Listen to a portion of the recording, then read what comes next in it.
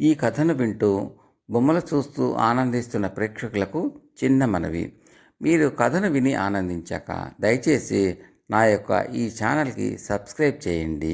వేరే వారితో కూడా సబ్స్క్రైబ్ చేయించి నన్ను ప్రోత్సహించగలరు. Thank you.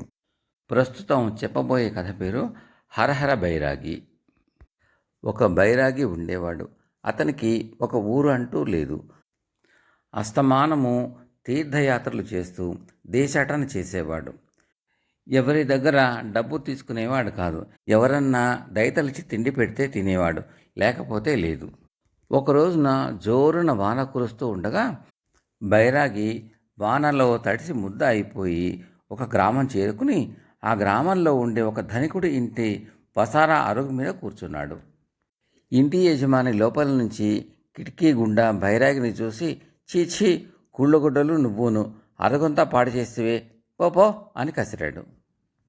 హరహరా అంటూ ఆ బైరాగి అరుగు మీద నుంచి లేచి వానలో తడుస్తూ వెళ్ళి కొద్ది దూరంలో ఉన్న ఒక పూరి ఇంటి చూరు కింద గోడ నానుకు నిలబడి హరహరా అని అనుకున్నాడు. అది విని ఆ పేద ఇంటివాడు లాంతరు తీసుకుని బయటికి వచ్చి బైరాగిని చూసి, వానగా ఉన్నది, లోపలికి రండి అని పిలిచాడు. బైరాగి లోపలికి వెళ్ళాడు. ఇంటివాడి భార్య బైరాగికి పొడిగా ఉన్న 2 చింకి గుడ్డలు ఇచ్చి, ఒళ్ళంతా తుడుచుకుని ఆ తడి బట్టలు విప్పి పొడి బట్టలు కట్టుకోండి అన్నది. బైరాగి అలాగే చేశాడు. తర్వాత ఇంటి వాళ్ళు అతనికి రొట్టె ముక్క, ఇంత పచ్చడి, కాసిన గంజినీళ్లు ఇచ్చి, పేదవాళ్ళం, వీటితోనే మీరు ఆకలి తీర్చుకోండి అన్నారు. హరహర అని ఆ బైరాగి వాళ్ళిచ్చిన ఆహారం పుచ్చుకుని వాళ్ళు చూపిన చింకి చాప మీద పడుకుని నిద్రపోయాడు.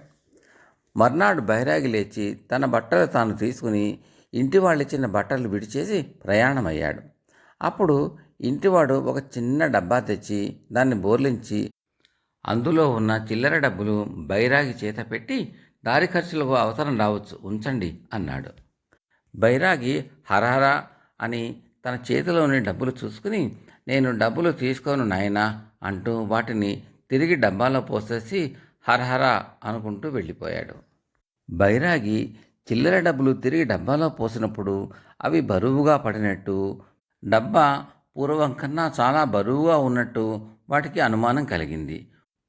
వాడు తిరిగి డబ్బాలోని డబ్బులు తన చేతిలోకి బోర్లించుకుంటే అన్నీ బంగారు నాణేలే. ఎవడో గొప్ప సిద్ధుడిలాగా ఉన్నాడు అనుకున్నాడు అతను. ఈ కొత్త బట్టలు చూశారా అన్నది అతని భార్య ఆశ్చర్యంగా పక్కనుంచి. నిన్న రాత్రి బైరాగికి కట్టుకోవటానికి ఇచ్చిన చింకి గుడ్డలు జరీగల కొత్త బట్టలైనాయి. వాళ్ళు జరిగిన దానికి ఆశ్చర్యపడుతూ ఉండగా మరొకటి గమనించారు.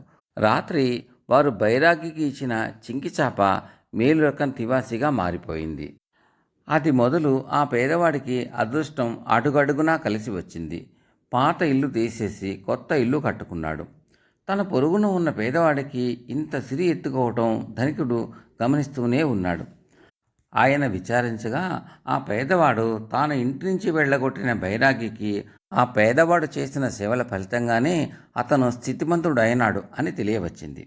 ఆ బైరాగి అంతటి సిద్ధుడు అని నాకు మాట మాత్రంగానే తెలియకపోయిని ఎటువంటి పొరపాటు చేశాను అనుకుని మళ్ళీ ఆ బైరాగి ఎప్పుడు కనిపిస్తాడా అని 1000 కళ్ళతో కనిపెడుతూ ఉండసాగాడు ధనికుడు.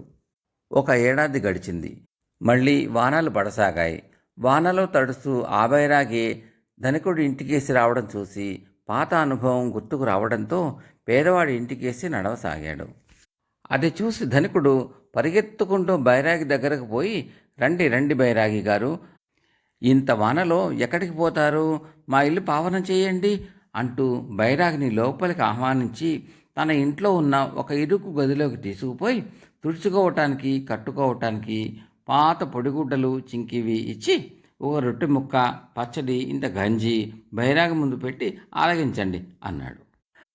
బైరాగి ఆకలి తీరినాక ధనికుడు ఒక చింకి చాప పరిచి బైరాగిని పడుకోమన్నాడు.